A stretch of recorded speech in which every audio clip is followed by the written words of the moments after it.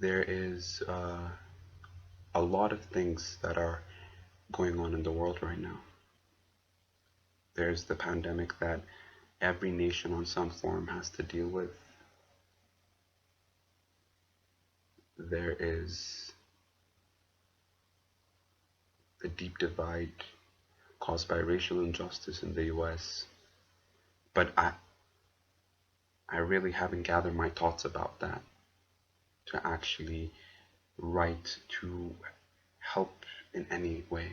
But today I'm here to talk about the 17 students. Now, I wasn't ready to talk about this as well because I haven't organized my thoughts about it. I, I don't really know what to say that can help the situation. But moments before I started recording this, I was scrolling through Instagram,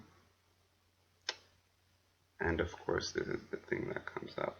And there was this video with TikTokers, formerly Viners, I guess, because Vine is out, Instagrammers, Instagram influencers, whatever the name, maybe whatever the term is. And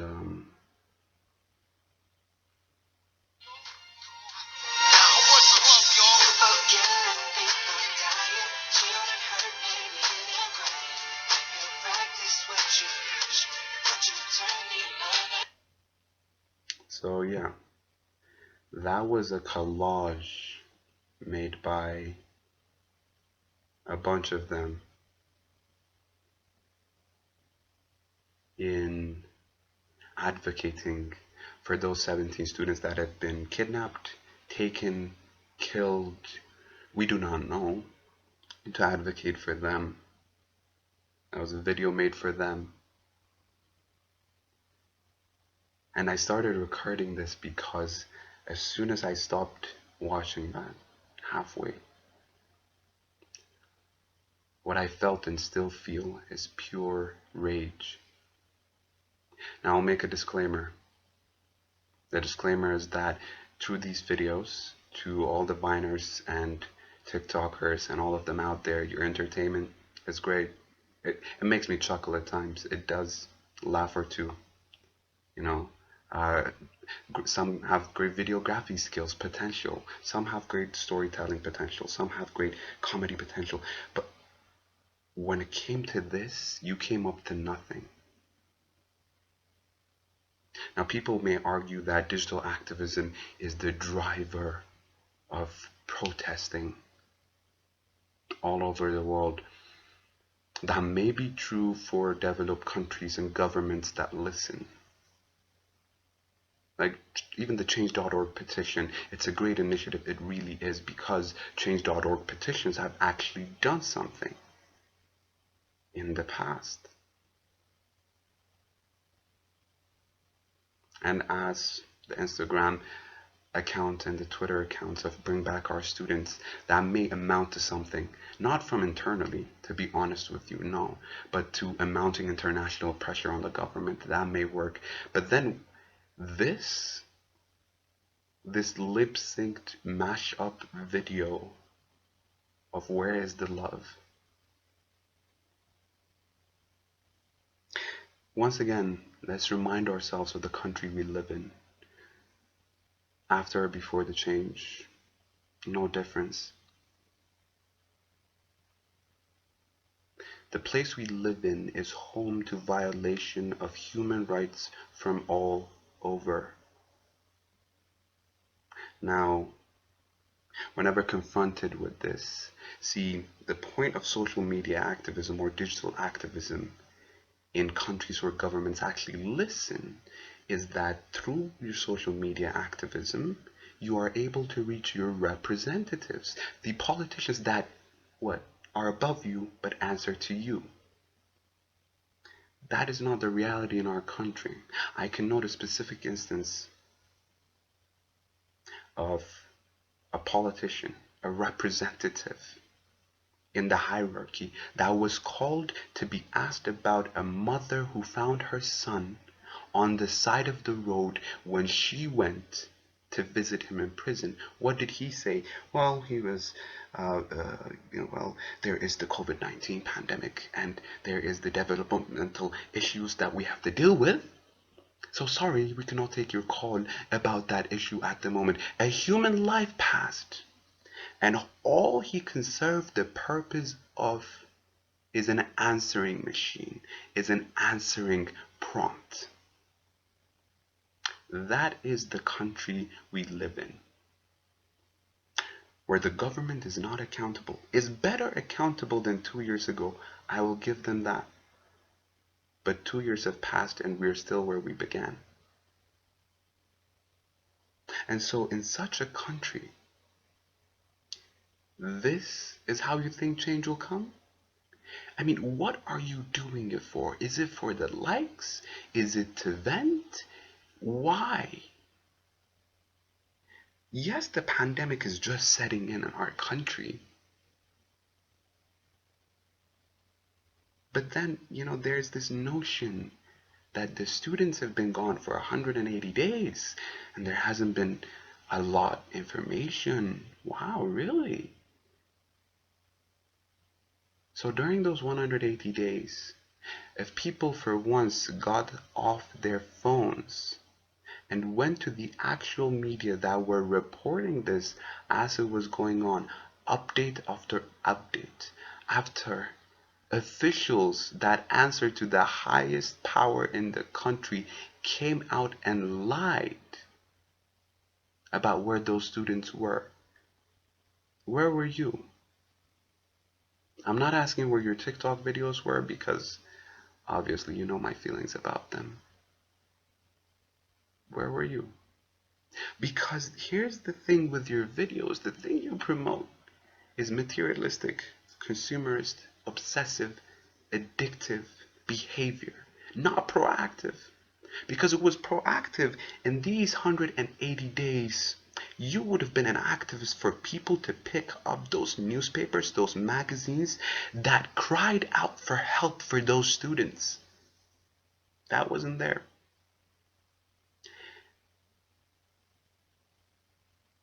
And the thing is, you still might come out on top, right? I might be a disgruntled critic, as one of you termed in your songs, a person who actively criticizes, but then when a new video is out, he's out there like a dog for the next one. So basically a stan, an obsessive fan that hates himself, so hates you. That's not the case, I would have to say. Another disclaimer of sorts. Because when you're in entertainment, I'll give you that once again. You're funny. But stay there, please. After 180 days of these students being kidnapped just because of your fucking mashup video, don't think this makes you any form of an activist. At all. These students have been... We don't even know what the verb to use is. And so...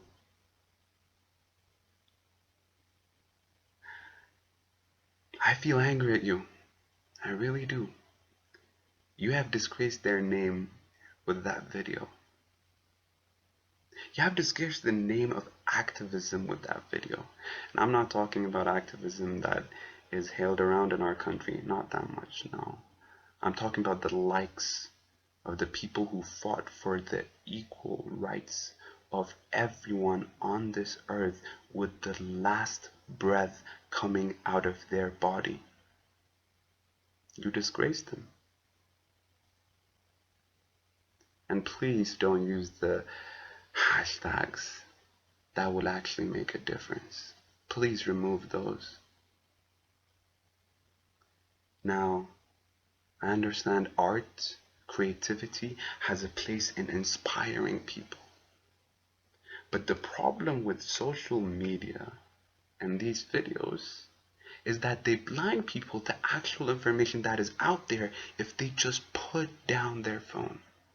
Because actual activists, actual people who care, Go to the issues and don't wait for the issues to become trending.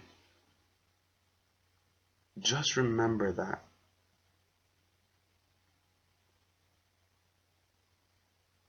And so, no critic is complete without a solution.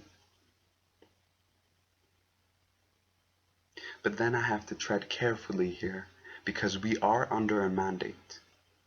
And that mandate talks about anyone who incites or prohibits the efficient control of the pandemic by efforts of the government.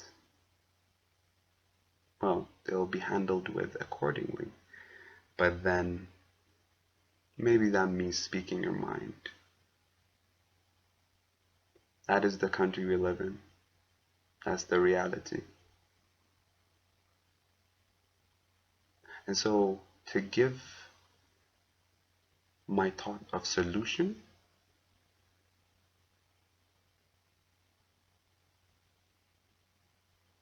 before I do so, I want to give the reason for why I did this video as well.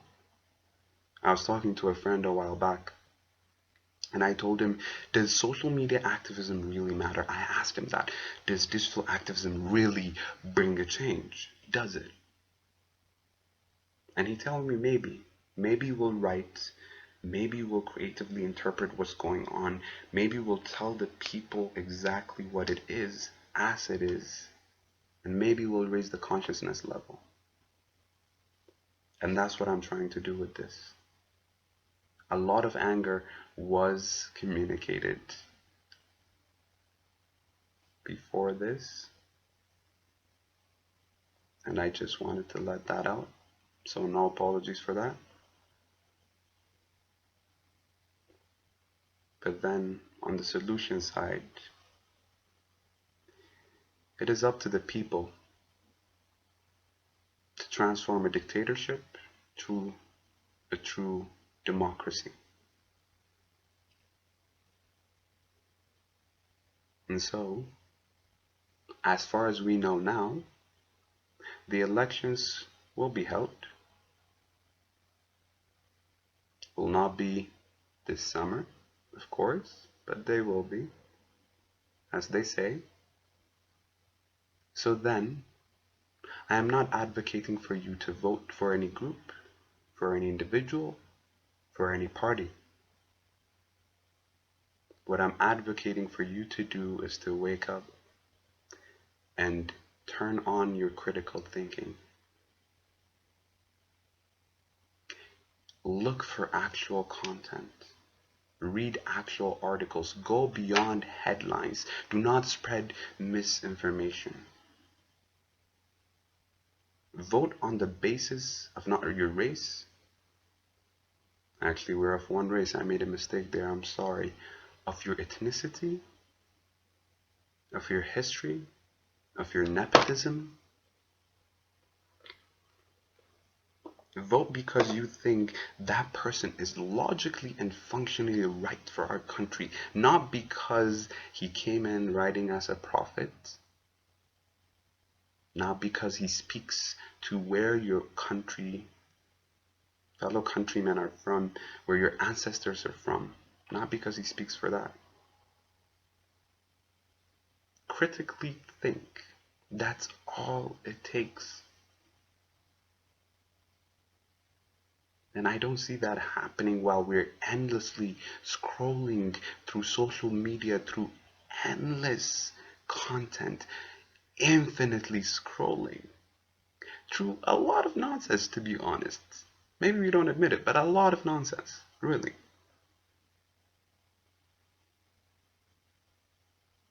And so go looking for information critically.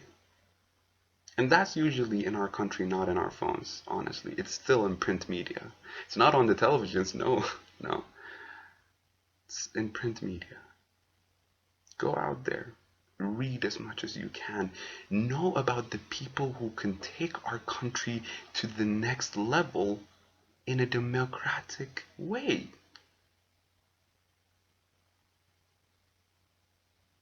And this is not about who makes you feel the most Ethiopian. Because remember, every system that fell in our country, if not most, if not every, came on riding high on a lot of emotions, like they were the chosen one. Just go back to the coronation year of many of the leaders of our country and then see the last day of their reign.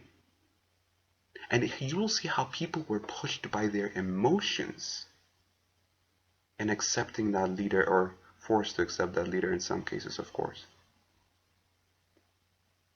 And so the problem that begins with endlessly scrolling through Instagram is supporting this nonsense, and leads to us not really knowing much about what exactly is going on in our country and in our politics.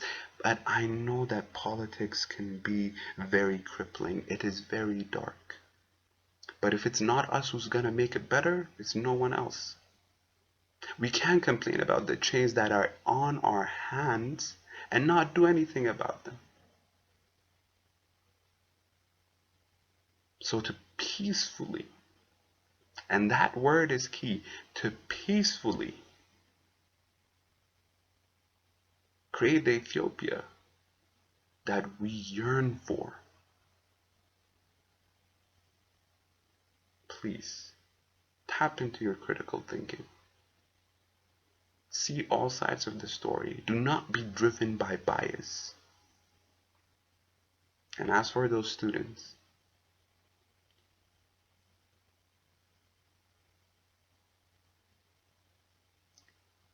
the government official that answers to the highest power in the country came out and lied not once but multiple times about what is exactly going on.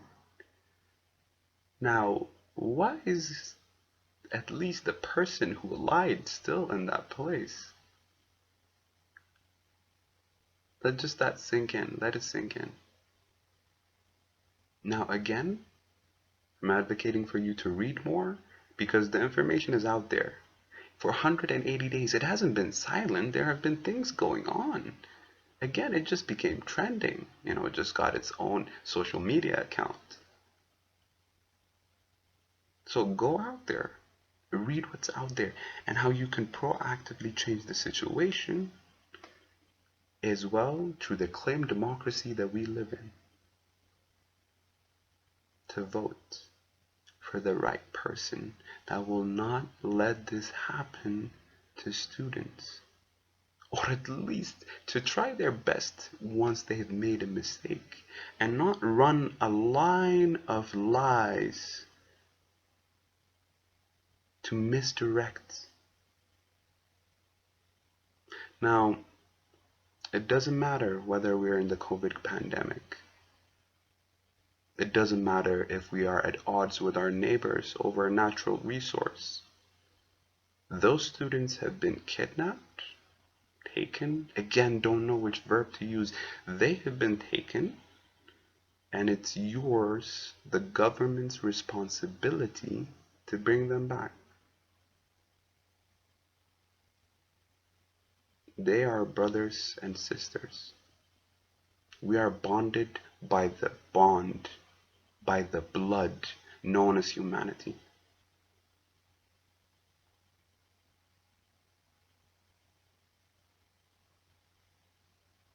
And so with that,